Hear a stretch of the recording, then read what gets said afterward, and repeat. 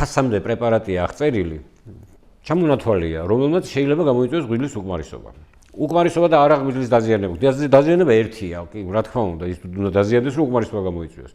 ეს არ ნიშნავს, რომ არ უნდა მივიღოთ ახლა ეს პრეპარატი და ოღონდ ექიმის დანიშნულებით, რომ ექიმა იცის და მე ყურადღება უნდა მიაქციოს, როგორ ვითარდება ის, ანუ რატო ნიშნავს ექიმი წამოს, რომ დინამიკა ნახოს დაავადების, გაუმჯობეს და გაუარეს და მოდით ეს გეტყვით, რაღაცა სქემა ხო არსებობს, რითიც ვკურნალობთ ამ პაციენტებს, მაგრამ ყველა პაციენტი არის ინდივიდუალური. რატო არ მომარჩინა ამ წამალმა, რო კითხულობს პაციენტი? იმიტომ რომ მისი ორგანიზმი სხვა არის, მეორე პაციენტის ორგანიზმი სხვა არის. და აი ჩვენ გქონდა მაგალითად 9 შემთხვევა ბავშვთა ინტენსიური თერაპიის განყოფილებაში, ბავშვებში 9 შემთხვევა ღვიძლის უკმარისობის ჭიის წამლით, ერთი დოზით გამოწვეული ჭიის წამლით და 2-ს გადანერგვა დაჭირდა. 2 ბავშვს 3 წლის ბავშვს და 12 წლის ბავშვს დაჭირდათ გადანერგვა. ანუ ეს არ ნიშნავს, რომ ეხლა არ უნდა მიიღოს არავინ ჭიის წამალი, მაგრამ მე ხშირად გამიგია, რომ რაღაცა აი პატარას რაღაცა ეთხანება, კბილებს აკრაჭუნებს და ჭია ეყოლება და მოდი მივცეთ ჭიის წამალი.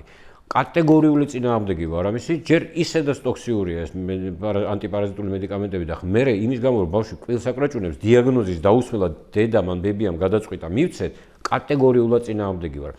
იგივე ანტიბიოტიკები, რომელიც როგორ გითხრათ, სიცხე მაუწია, ანტიბიოტიკი უნდა მივცეთ.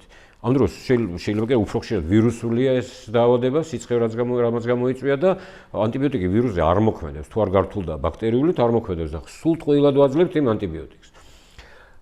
ყველაზე ხშირი აი ტოქსინი, ესე ვთქვა, ტოქსიური ჰეპატიტის ყველაზე ხშირი შემთხვევა მთელ მსოფლიოში აი ნახევარი არის გამოწვეული პარაცეტამოლით.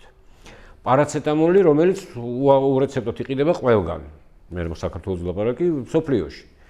და ყიდულობენ ბავშვებს განსაკუთრებით, აი საკმაოდ დიდი დოზებით და მე ეს იწვევს ღვიძლის სერიოზულ და მე მყავდა ბავშვი იყო პაციენტი, რომელიც პარაცეტამოლის მიღების შემდეგ აი არის ესეთი ALT ქვია ფერმენტი, რომელიც მაჩვენებელი ანთების მარკერი, ესე დავარქვათ ღვიძლის, ნორმა არის 40-მდე. ბავშვს ჰქონდა 11000.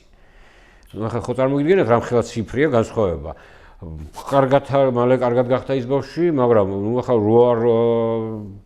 რო არ გაყვითლებულიყო ის ბავშვი, ვერავინ ვერ მიხვდებოდა, რომ ამას ესეთი ცუდი ის აქვს, პარაცეტამოლის მიღების შემდეგ იყო.